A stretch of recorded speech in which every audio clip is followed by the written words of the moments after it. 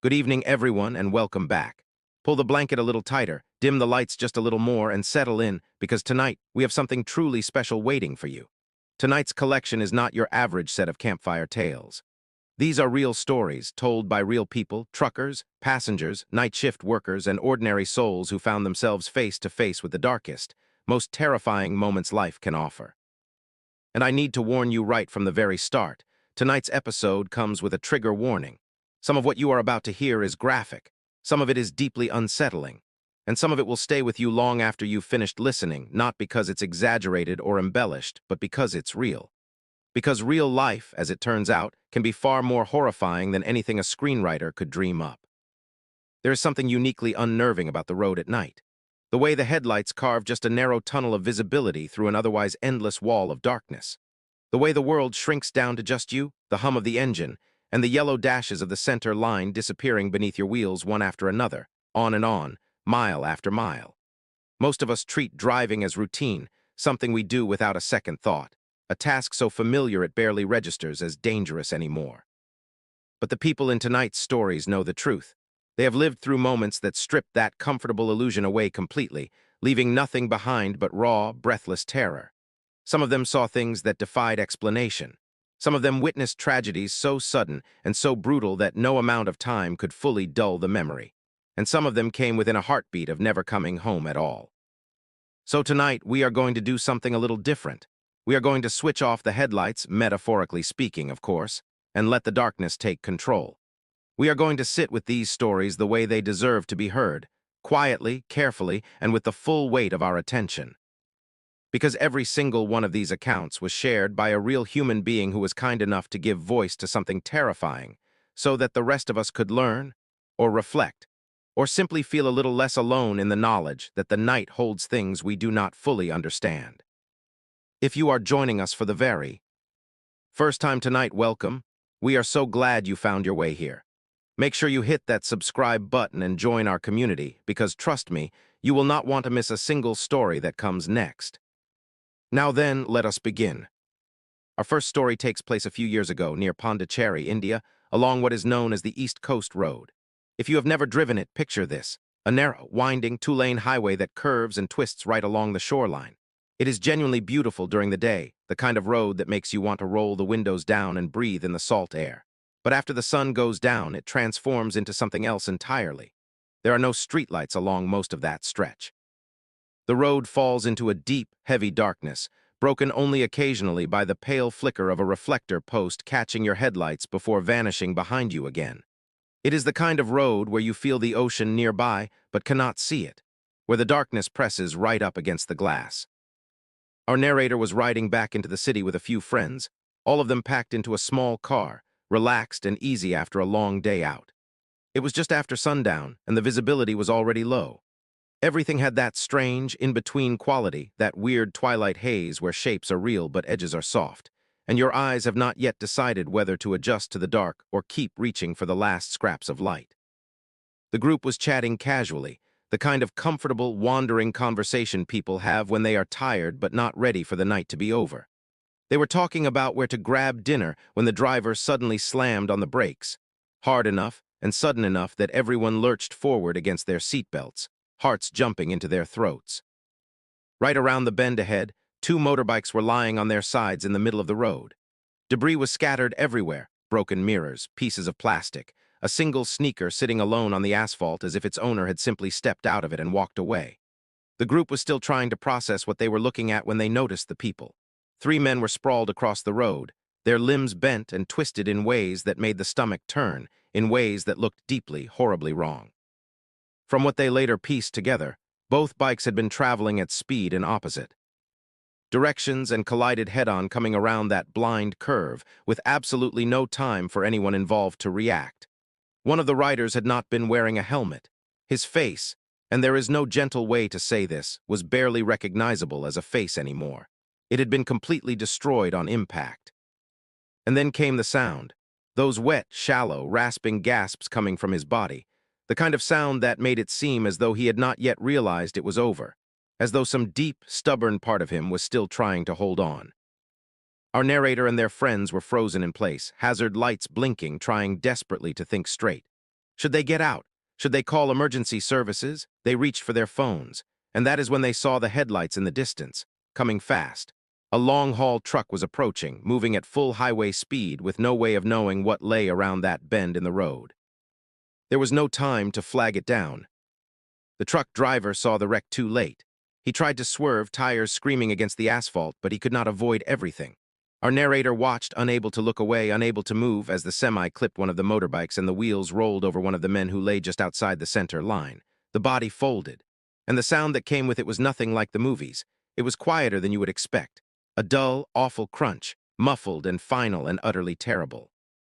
The truck skidded to a halt further down the road, and the driver came running back, shouting, panicking, already knowing on some level that there was nothing left to be done. Our narrator and their friends stayed at the scene until the police and the ambulance arrived, standing there in the dark by the roadside, shell-shocked and still. 2 of the riders were confirmed dead at the scene. The third man, the one whose face had been destroyed, was barely clinging to life when they left. And given the condition he was in, though the narrator is careful to note they are no medical professional, they do not believe he survived the night either. That narrator still drives that highway sometimes, and they always slow down at that curve, because some things you simply never forget. Some images root themselves so deep inside you that no amount of time can pull them loose. Our second story takes us back even further, to a narrator's childhood, growing up in a family that ran a wrecker service. Now, most of us will never in our lives see what those crews see on a regular basis. They are the ones called out in the dark, after the cameras have gone and after the news reports have finished, to deal with the reality that remains. This narrator was 15 years old when they went out on a call that would leave a permanent mark. Late one night, the call came in. A truck had run off the road and hit a tree about 20 miles south of town. The narrator's father fired up the wrecker, and the 2 of them headed out into the darkness together. When they arrived, they found that the truck and its trailer had left the road on the right-hand side and plowed straight through an old oak tree with tremendous force. This was a cab-over semi, the older design, the kind with no nose in front, where the engine sits directly beneath the cab. The truck's engine was still idling when they arrived, humming quietly and steadily as if nothing in the world had gone wrong. The driver's door was closed. Looking through the window, neither of them could see anyone behind the wheel. The front windshield on the driver's side had been shattered, with a large, jagged hole blown clean through the center of it. The trailer was loaded with flat 4-inch steel sheets, stacked tightly together like an enormous, deadly deck of metal playing cards. In the darkness, with their eyes still adjusting, their first impression was straightforward and logical. The driver had hit the tree, struck his head on the windshield, and was probably already on his way to hospital in an ambulance. The father began setting up the wrecker to hook onto the trailer and told his teenager to climb up into the cab, take a seat, and release the brakes. The narrator opened the cab door, expecting an empty seat. Instead, they were greeted by the lower half of a body, still sitting in the driver's place, perfectly positioned, as though the person had simply dissolved from the waist up. What had actually happened was this. When the truck hit that oak tree, a single sheet of steel had broken free from the load. It had shot forward with catastrophic force, like a guillotine blade, the narrator says, sliced through the back of the cab and cut the driver cleanly in half at the waist. The upper portion of his body had been launched through the hole in the windshield with such velocity that it landed approximately 40 feet away in a cornfield beside the road.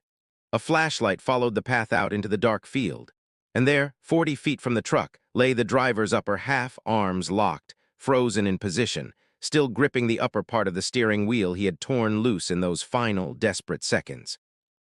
They called it in. The responders came, zipped him up both halves together, and took him away.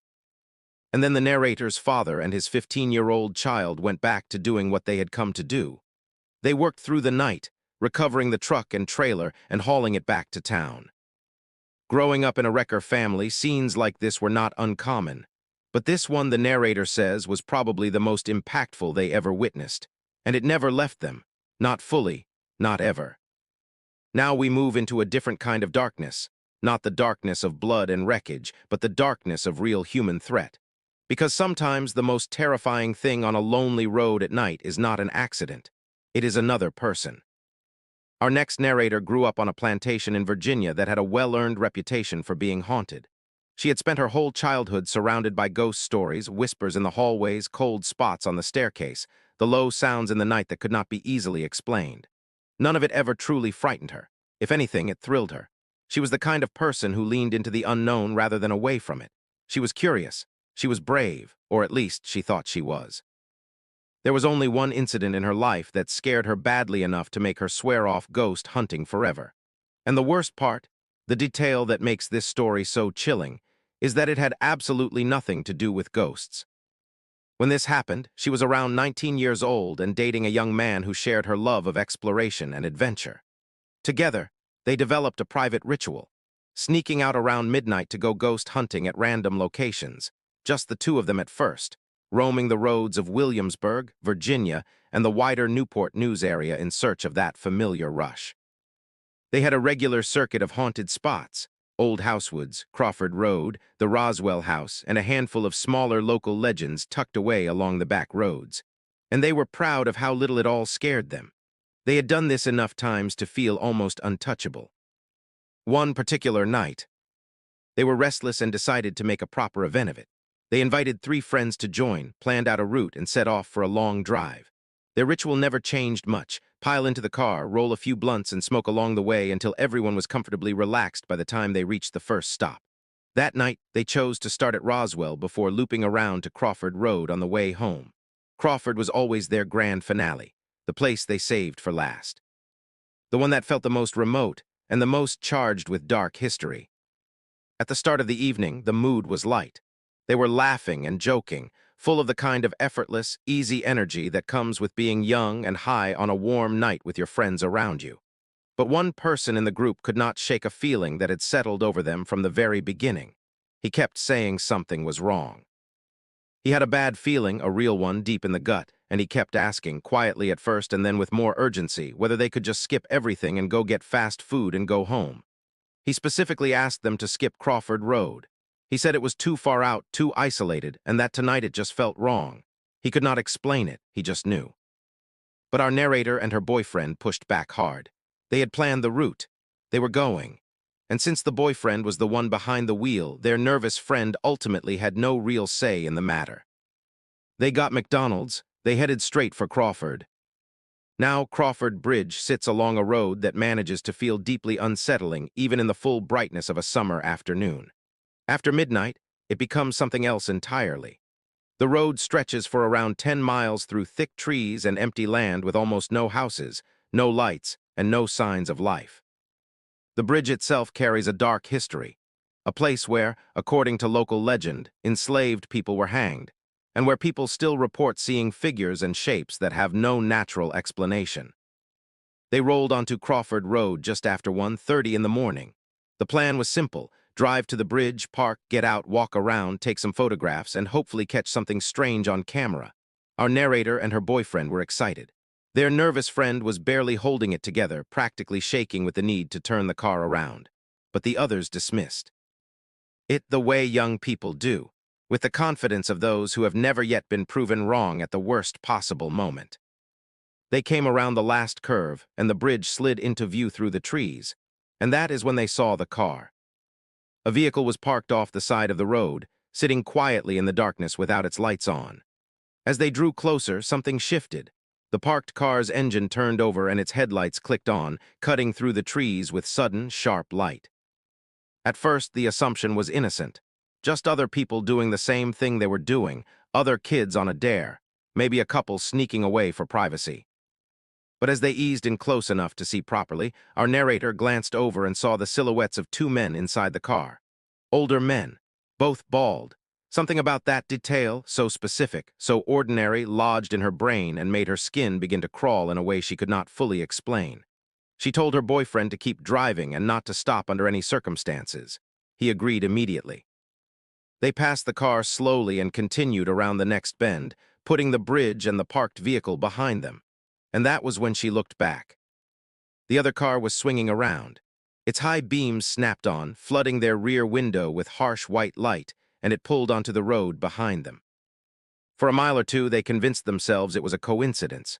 People leave at the same time all the time. It means nothing. But the car behind them stayed close, far too close, and the distance between their bumpers was shrinking rather than growing.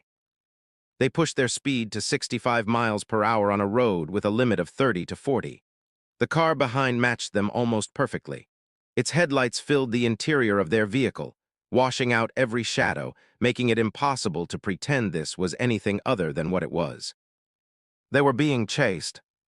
Their nervous friend, who had been holding himself together through sheer willpower, broke down completely. He was crying now, saying over and over through his tears, "I told you, I told you, I told you." He was right, and somewhere beneath the adrenaline, every person in that car knew it. Up ahead, a turn appeared, the junction onto a highway. Open road, more space. The chance that another car might be passing. Our narrator felt a burst of relief so intense it was almost physical. They shot through the stop sign without slowing, tires biting into the asphalt of the larger road. The car behind them blew through the same stop sign without a moment's hesitation. Then up ahead, the buzzing glow of a 7-Eleven sign appeared in the darkness. The plan came together instantly. Pull in, get close to the lights, close to potential witnesses, let the other car shoot past. They swung into the parking lot, hearts hammering. The other car followed them straight in. The lot was completely empty. Not a single other vehicle. Just the two cars sitting beneath the cold fluorescent light, with the wide dark road on all sides and no one watching. None of them wanted to find out what would happen if those two men stepped out and walked towards their doors. Our narrator's boyfriend threw the car into gear and floored it out of the parking lot back onto the road. The other car followed immediately, and now there was no more pretending, no more half-explanations. The speedometer climbed past 100 miles an hour. The engine roared. Everyone in the car was screaming. Our narrator managed to call the police while crying and struggling to describe their location as the road blurred past beneath them. At one point, the pursuing vehicle pulled out from behind them into the oncoming lane on a stretch where passing was prohibited and drew up alongside. She looked over. She thought she saw a brief metallic glint near the window, something that could easily have been a gun. Her boyfriend hit the brakes hard, their car lurching violently, and the other vehicle shot ahead, still traveling at high speed. The moment it was past them, her boyfriend yanked the wheel and reversed direction. In the rear mirror, she watched the other car's brake lights flare red. They were stopping, trying to turn around. By the time they managed it, our narrator's car was already tearing away in the opposite direction at full speed. Somehow, and she says honestly that she does not know how, they lost them. They drove until they found a neighborhood with lights and signs of life. They pulled into the first apartment complex they found, killed the engine, and sat there in silence for one single second before every person in that car began to cry at once, the fear finally finding somewhere to go. Their nervous friend, the one who had known from the very beginning, was furious through his tears. He told them they needed to start listening. That instincts exist for a reason. That the voice in your gut that says something is wrong deserves to be heard, especially at night, especially in an isolated place, especially when you are young and vulnerable and far from home. Our narrator has never dismissed that kind of instinct since, not once. She found out later that the area around Crawford Road had a known association with gang activity and violent crime, not just ghost stories and folklore. The darkness on that road was real, but it wore human faces. Has something like this ever made your stomach drop with recognition? If a moment of real danger has ever caught you off guard somewhere you thought was safe, share your story in the comments. We would love to hear from you. Our next narrator is a trucker, and this is the story of something that shattered the comfortable distance between fictional horror and real life. We all remember that scene in Final Destination, the one with the log truck. The log slipping free, shooting through the air, the destruction that follows. When you watch it in a darkened cinema, it is terrifying in the way that fictional things are terrifying, safely contained, unreal, something that could never actually happen to you. You tell yourself it is just a movie. You go home. You forget about it. And then one day you see it happen, for real, in front of your eyes, and after that there is no more comfortable distance. There is nothing left to tell yourself. Our narrator is a long-haul driver. They have covered roads in many different states. A few months before sharing this story, they were rolling through Texas on a stretch of highway they had driven many times before. It was just after dawn, clear skies, light traffic, everything perfectly ordinary. Then they came upon the wreck. 3 semi-trucks were involved. One of them was a logging truck. The logs, heavy, massive, splintered, had been scattered across the asphalt in every direction, like some enormous force had simply thrown them. Two of them had gone through the back of a cab like a pair of toothpicks pushed through soft bread. One of them through the driver's side. Our narrator does not describe in detail what they saw beyond the blood. They do not need to. The news later confirmed 3 fatalities. 3 people who had been alive at sunrise and were gone before the morning was fully underway. Our narrator sat on the shoulder for a long time, engine, idling, unable to pull away. The way the logs were positioned felt surreal, impossible, deliberately aimed almost as though some invisible force had placed each one with cold precision. Since that day, they do not drive behind log trucks.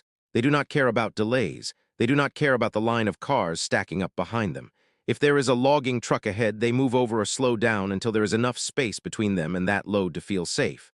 Paranoid, perhaps, but they are alive, and the people in that wreck on the Texas highway are not. Now let us travel somewhere vast and empty and strange, out into the desert Southwest, where the nights are so wide and so dark that the sky feels like a different dimension entirely. This story comes from a trucker who ran regular loads between Texas and Northern California, a route that cuts straight through New Mexico, Arizona, and Nevada, through some of the most isolated, lonely stretches of highway in the entire country. Because of the brutal heat during daylight hours, this driver learned quickly to travel at night, starting around sunset, finishing before the sun got brutal, mile after mile under an ocean of stars. And they say this, with calm certainty, having lived through what they are about to describe. They do not care who you are, or what you believe, or how rational and sensible you consider yourself to be. Drive across New Mexico at 2 in the morning often enough, and you will start believing in things you never thought possible. One particular night, deep in the empty stretch between towns, somewhere in the middle of nowhere, they saw a driver up ahead pull over and get out of his rig. Not panicked, not waving anyone down, just standing there in the road, completely still, looking straight up at the sky. Our narrator pulled over as well, figuring there was some kind of emergency. But when they walked up and spoke, the other driver did not respond, did not even turn his head. He just kept staring upward. And so our narrator looked up too. Dozens of lights hung in the sky above them, some pulsing in deep blues, soft reds, quiet greens. They moved the way fireflies move, fluid, darting, dancing, but covering distances no insect or aircraft could manage. Our narrator could not make sense of what they were seeing. Their mind kept reaching for explanations and coming back empty. Then the lights began to organize, shifting from scattered patterns into 2 long, straight parallel lines stretching across the darkness. And that was when the skin began to crawl, because where those lines of lights were forming, there should have been stars behind them. But there were no stars, not a single one. The lights were not in front of the stars. Something solid was in front of the stars, something enormous, something darker than the sky itself, a shape too large to fully comprehend, bigger by far than any aircraft that has ever existed, larger than anything our understanding of technology could account for. The closest comparison our narrator could offer was this. Imagine the Star Destroyer from Star Wars, that vast, triangular warship floating silently overhead. Now imagine it is real. One by one, the smaller lights zipped into the massive object and disappeared. And then the enormous shape itself began to fade, not to fly away, not to accelerate, but to simply decrease in visibility, like someone slowly dialing down its opacity until it was gone. And in the space of a few seconds, the stars were back, every one of them exactly as they had been before. Our narrator looked around in a daze and realized they were not alone. At least 7 people had pulled over by this point. 3 more truckers had stopped behind them. A young couple in a silver car had stepped out and were staring upward, mouths open, saying nothing. For a long time, no one spoke. They just stood together in the desert silence, engines ticking over softly, with the warm hum of the highway behind them and the impossibly large sky above. Later that night at a truck stop diner, our narrator shared the story with a table of old-timers. The responses were matter of fact. Yep, you've seen them now. That's just New Mexico. Don't bother calling anyone, no one's going to listen. You're just another crazy trucker. The waitress added that her brother was a sheriff's deputy in the area, and that their department kept whole filing cabinets full of reports exactly like this one, some going back to the 1960s, and had long ago stopped trying to explain them away. Are there any other drivers out there who have seen something they cannot explain? If you have, we would love to hear from you in the comments. You are not alone. Now we come to a story passed down through a family, a story told only once, quietly, by a man who carried it with him for the rest of his life. The narrator's father was a long-haul trucker from the time he was barely out of his teens. He grew up during the Great Depression, in an era when the choice between education and work was not really a choice at all. He quit school after ninth grade, picked up whatever jobs he could find, and eventually found himself behind the wheel of a big rig, crisscrossing the country. Most of what he witnessed out on the road, he kept to himself. But there was one scene, one specific night in the 1950s, that he spoke about only a single time, and only because someone asked him directly. He was driving through quiet, dark miles when the glow of flashing lights appeared ahead. A police roadblock. He pulled over to the shoulder, stepped down, and walked towards the scene. A convertible sat sideways on the road, its front end folded inward like crumpled paper. A man in the driver's seat was slumped forward, his head hanging at an angle that left no room for hope. Dead, without question. But the passenger, a young woman, was sitting upright. Pale, completely still, but not lifeless. She looked directly at the narrator's father, and she blinked. He stopped. He stood there looking at her, trying to make sense of what he was seeing. And then he walked on, shaken, until he found another trucker standing near the wreck, smoking quietly beneath the flashing lights. He told the man what he had seen. The woman, upright, eyes open, looking at him. The man shook his head. "No," he said, "look again." The narrator's father walked back to the convertible, and this time he understood. A jagged piece of the windshield had passed through the young woman's neck, clean and terrible. By every measure, she was gone, but her eyes were still moving, still blinking, some last electrical flicker of the body that had not yet received the message that it was over. That was the first and only time his father ever told that story. He never repeated it. He never elaborated. He simply carried it. Here is another story passed down through family, this one from a narrator whose father was a no-nonsense, old-school trucker who had been on the road since the 1980s. Long hauls, coast to coast, coffee in a thermos, AM radio turned low, sandwiches in a cooler. Not the kind of man who exaggerates, not the kind of man who makes things up. This happened in the early 2000s. He had been running loads for nearly 2 weeks straight, Wyoming to Pennsylvania. Back west through Chicago, picking up steel coils around Kansas City. It was winter. Road salt caked along the sides of his rig. The air tasted of cold and grit. His breath fogged the inside of the cab when he cracked the window open. He stopped at a truck plaza just west of Chicago, not one of the big chain stops, one of those old, worn-out independents sitting on the edge of a half-abandoned industrial district. A few other rigs were parked there. The diner windows were fogged over. The lights above the fuel pumps kept buzzing and cutting out. And that is when he saw her. She came walking out from the edge of the lot near where the road curved towards the underpass. Thin jacket, tight jeans, high boots, her breath coming out in small white clouds, hands shoved deep into her pockets. She did not look older than 20. She kept glancing over her shoulder, nervous in the way that people are nervous when they feel followed. The father was standing outside his rig, stretching his legs, coffee in hand. He watched without interference, because in that world, on those roads, in those kinds of stops, you learn quickly to recognize certain situations. But something about this particular woman was different. She did not carry herself like someone who was there by choice. She seemed frightened, watchful. A few minutes later, a dark sedan rolled into the lot. Old model, tinted windows. It moved slowly, deliberately, before stopping near the edge of the pavement. The young woman walked up to the driver's window, leaned down, spoke for a moment.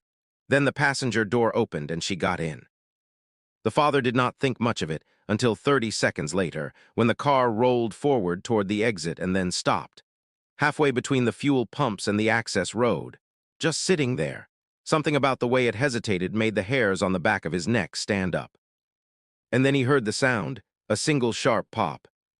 He told himself it was a backfire. Engines make sounds like that in the cold. They do. But then the passenger door swung open and the young woman fell out. Not a feint, not a stumble. She dropped hard, face first onto the gravel and lay still. The car stayed for barely a heartbeat. Then the door slammed shut, the tires screamed, and it was gone into the night. The father stood frozen for a moment, coffee cup gripped so tightly in his hand that it cracked. Then he moved. He reached her in seconds. She was lying partially in a puddle of melted snow, her hair spread across her face. There was blood, but not much. A single wound just below her jaw. Her eyes were open and fixed on the sky above her. He tried to find a pulse. There was nothing. He ran to the diner, two people inside, a middle-aged waitress and a man at the counter. He burst through the door and called 911. When the police came, he gave his statement, described the car. They took his information, taped off the lot, and that was the end of it. He left a few hours later on a road still dark with cold. He never heard another word about what happened to that young woman or whether anyone was ever found. But that night stayed with him. It never let go. If this story moved something in you, go ahead and like this video and share it with someone you care about so they can carry this reminder too.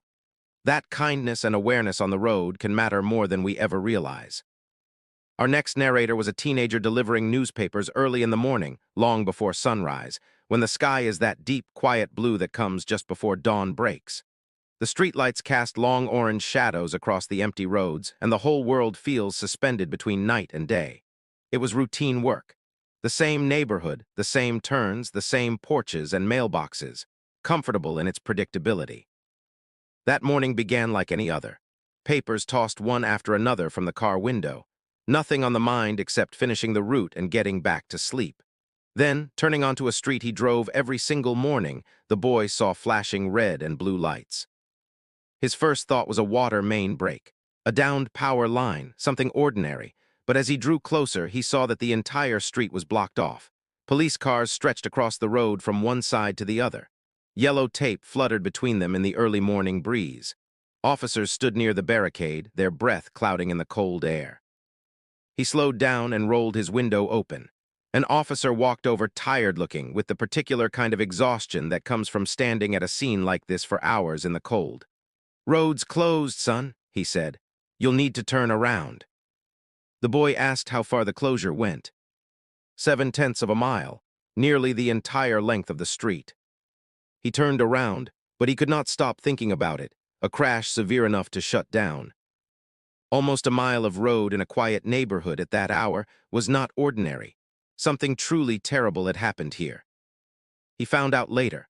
A college student had been riding her bicycle down that same road late at night, wearing no lights and no reflective gear, simply a dark silhouette moving through a stretch of road with no street lamps. A truck had come down the road. The driver never saw her. And this is the part that lingers longest. He never felt the impact, never realized at all that he had hit her. The force of the collision had knocked her beneath the truck, and the driver, completely unaware, continued on down the road. Her body was dragged beneath the vehicle for nearly 3/4 of a mile before the driver noticed that something was wrong and finally stopped. By then, what had been a person, a young woman who had simply been trying to get somewhere, was spread across that road in ways too gruesome to fully describe.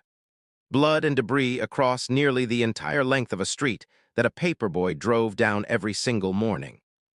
When the narrator heard what had happened, his stomach dropped through the floor, because he had been there. He had driven up to that barricade without any idea what had happened in the dark just hours before. He had sat there, looking past the officer, seeing only the flashing lights in the distance and the slow shadows of officers walking along the road, looking down. He thinks about that driver. How do you live with that? How do you find out after the fact that you did not just hit something in the road, you dragged a human being for nearly a mile and never knew? And what about her? No warning, no chance. One moment trying to get home, and then nothing. That narrator still slows down at that intersection when they deliver papers, looks into the shadows for a moment, remembers how frail and how brief everything really is. Be careful out there, all of you. This next story comes from the child of a long-haul trucker, a story about something that should have been easily explained and never was. The father in this story had been driving trucks for most of his adult life. Long hauls, overnight runs, weeks at a stretch away from home. This happened back when GPS was still in its earliest, most unreliable stage, when drivers still relied on instinct, road knowledge, and a good map. He was hauling a full trailer across the Midwest, heading through Indiana. Somewhere off Interstate 70. He was not fond of big truck stops, too crowded, too loud, too bright for a man who valued his sleep.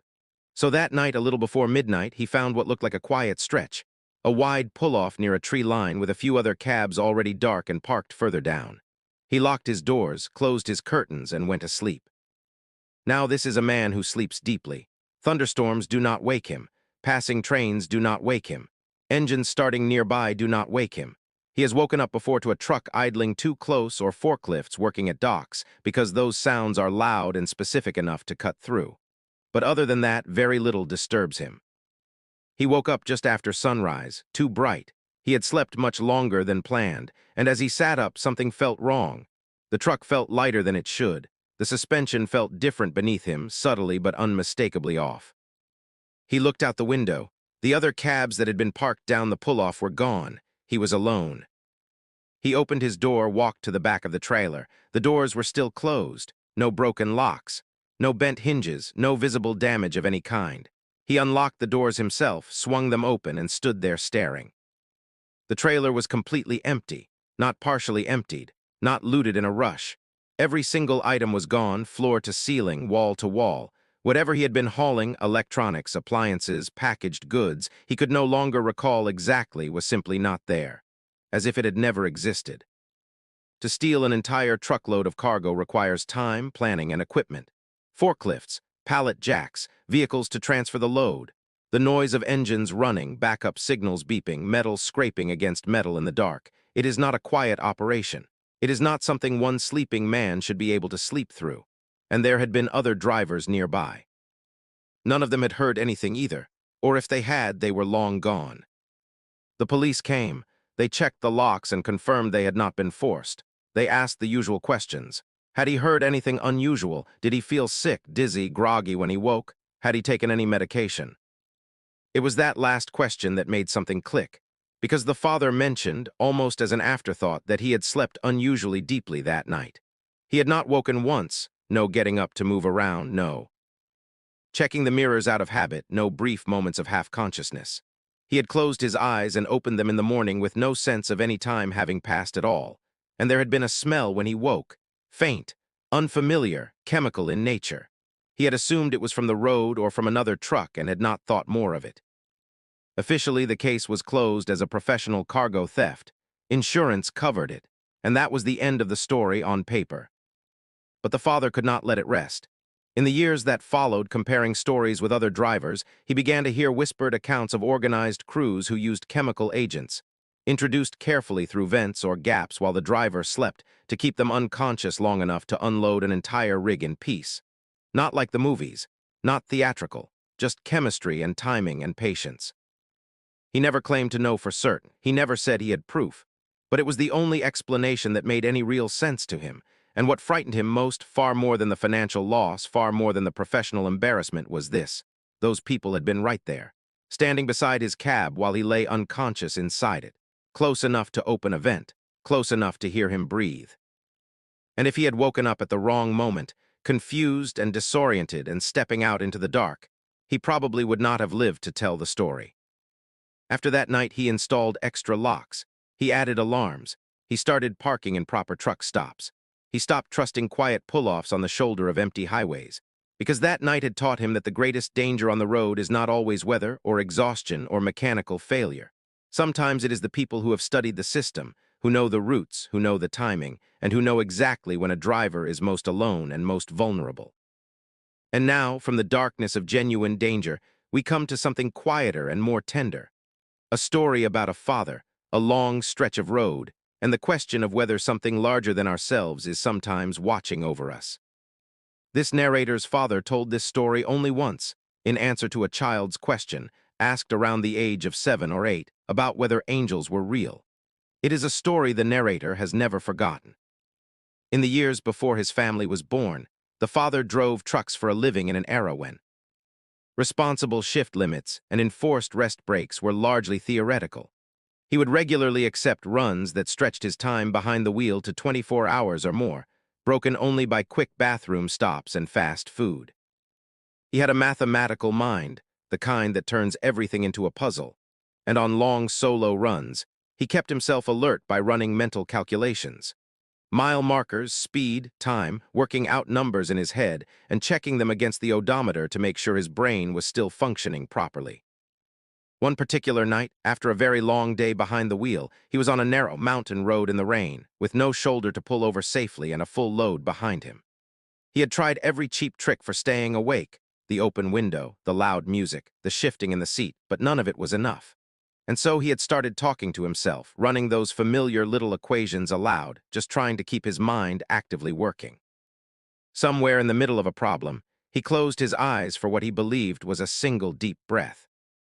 His head dipped, the familiar slow nod followed by the sudden violent jerk, the motion every tired driver recognizes in themselves like a shameful reflex. He snapped awake with a sharp gasp and found himself heading directly for a mile marker post, dead center in his lane, lined up perfectly for a collision that would have ripped the truck open and sent the entire rig tumbling down a black, empty mountain ravine. He yanked the wheel, hard. The truck clawed its way back onto the wet, winding road with only fractions of a second between that moment and an entirely different ending. And then he looked at the mile marker he had just avoided. He had been at mile marker 46 when he last remembered anything. He had just nearly hit mile marker 158. 12 miles of twisting mountain highway in heavy rain, traveled at 60 miles per hour or more, in a truck that somehow had not left the road. He tells this story not with pride or with relief, but with a quiet, trembling awe that never fully leaves his voice. His eyes go soft when he gets to the end, and he says, "I don't know if there are angels, but I know that something bigger than us is happening out there, something our minds can't fully hold. Because if I hadn't woken up when I did, you children wouldn't be here today. And that feels pretty close to spiritual to me." Our next story comes from someone who grew up in rural Washington, in the kind of place where the nearest neighbor was a few fields away, and the driveway connected directly to the highway with no buffer, no turn lane, just two directions and a lot of blind corners. One afternoon, while doing homework in the kitchen, they heard what sounded like a bomb going off. The house shook. Their stepmother ran for the driveway immediately, telling the children to stay inside. The narrator's stepbrother and stepsister were due home from school at any moment, and the highway was the only way in. What had happened was this. Two semi-trucks had collided head-on, directly in front of the family's driveway. The narrator's step-siblings had just slowed down to turn in. Their brake lights triggered a chain of consequences. The semi behind them came flying around the corner, realized too late that traffic had slowed, and with no time to stop and no shoulder to swerve onto, the driver made a split-second decision. He threw the truck into oncoming traffic rather than rear-end the slowing vehicles. He slammed head-on into a truck coming from the other direction, one that had just cleared the curve. By some miracle, the driver who swerved survived the crash. The other driver did not. The children stood by the edge of their property and looked at the twisted metal, the sea of splintered logs thrown across the road, the smell of diesel settling thick in the air. The narrator did not see the bodies, but looking at that wreck, they knew. Someone had not survived this. Someone had been inside that cab. Their step-siblings were already in the house, shaken beyond words. A moment later, just one moment later, and they might have been caught directly between two colliding semis.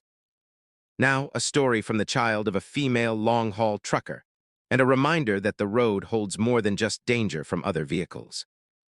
This narrator's mother drove across the country for a living, and the things she witnessed over the years were enough to fill a book. But two experiences stand above the rest for sheer, visceral strangeness. The first happened in northern Arizona late one day. She was approaching what she thought were leaves blowing across the road far up ahead. It struck her as odd. The landscape out there was mostly pine and scrub, not the kind of trees that scatter thick drifts of leaves across the highway. As she drew closer, she realized that what she was seeing was not leaves at all. Tarantulas, thousands of them. A living carpet of them migrating slowly across the highway from one side to the other, so dense and so complete that the truck actually began to slide on the layer of crushed bodies. She had to reduce her speed substantially to maintain control. Shaken, she pulled into the first truck stop she could find. Her co-driver was asleep in the bunk. She woke him and told him he needed to get out and fuel the truck because she was not stepping outside after what she had just driven through. He was furious. It was his off-duty time, and he thought she was exaggerating, losing her grip on reality. Then he went outside, walked a full circuit of the rig, and saw the tarantula remains caked thick inside the wheel wells. After that, he stopped calling her dramatic. The second experience was more terrifying by an order of magnitude. She was driving through the Midwest, watching the sky grow darker and more ominous by the mile. She was on the verge of pulling over and taking cover, which is exactly what you are supposed to do, when she watched a big rig that had already pulled onto the shoulder get picked up by the wind and thrown several hundred yards through the air like a toy. She made a decision. She stayed on the throttle and ran. At some point during those desperate minutes, convinced she might not reach safety in time, she called her child.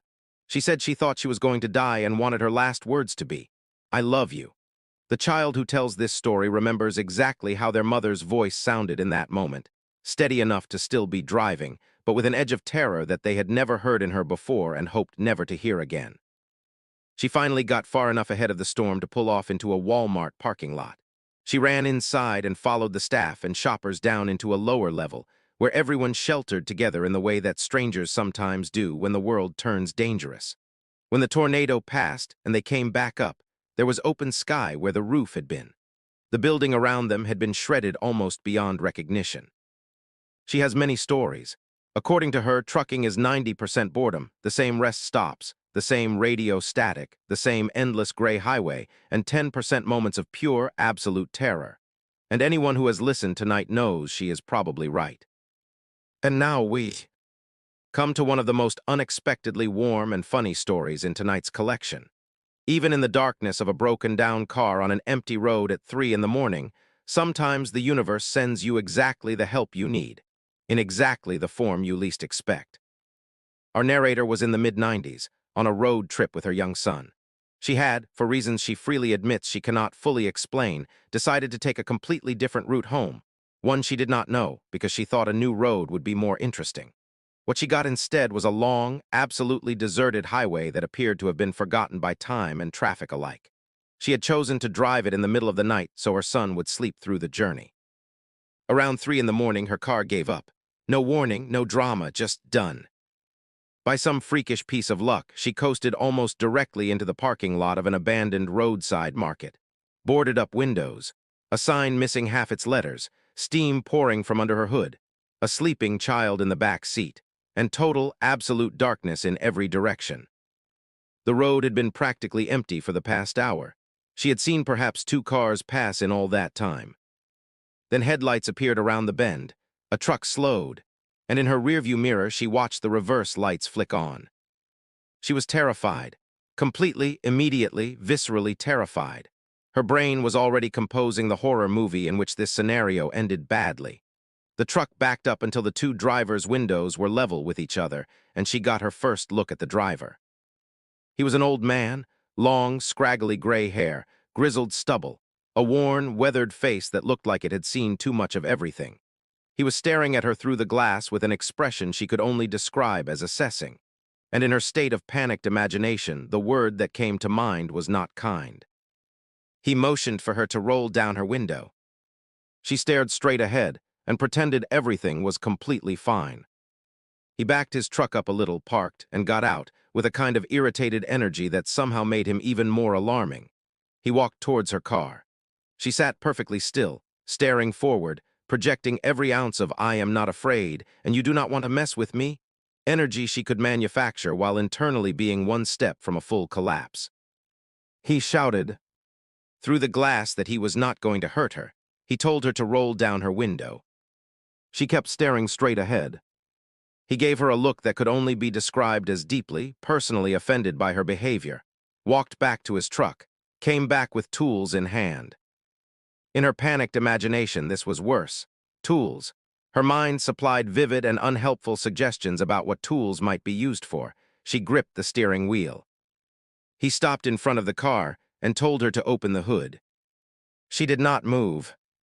He said it again, sharper this time, and something in the combination of fear and sheer annoyance finally moved her hand, and she reached down and pulled the hood release. He lifted the hood, disappeared behind it, went back and forth between his truck and her car, bringing more tools, a jug of something, a few items she could not make out in the dark. She sat listening to the sounds of metal and liquid and effort. After about 15 minutes, he slammed the hood shut.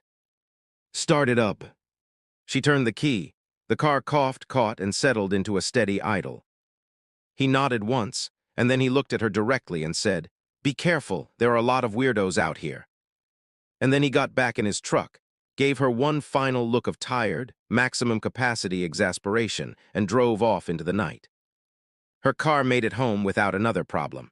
When she told her father the whole story, he listened carefully, then popped the hood, looked around, and told her the old man had changed a radiator hose and topped off the coolant.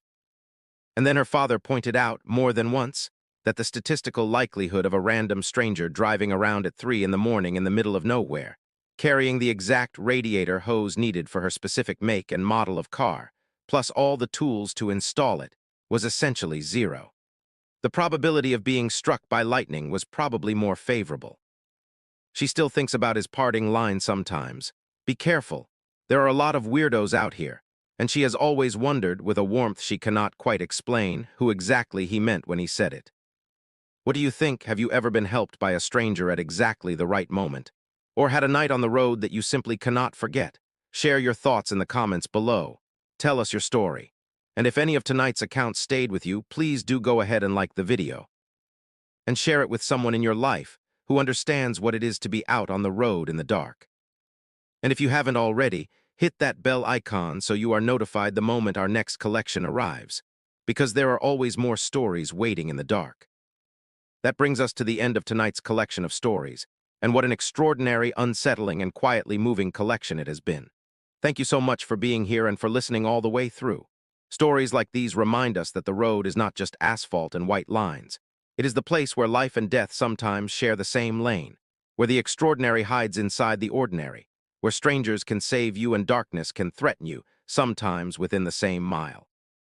A very special thank you to all of our members and supporters who make this channel possible. Your generosity means more than words can properly express.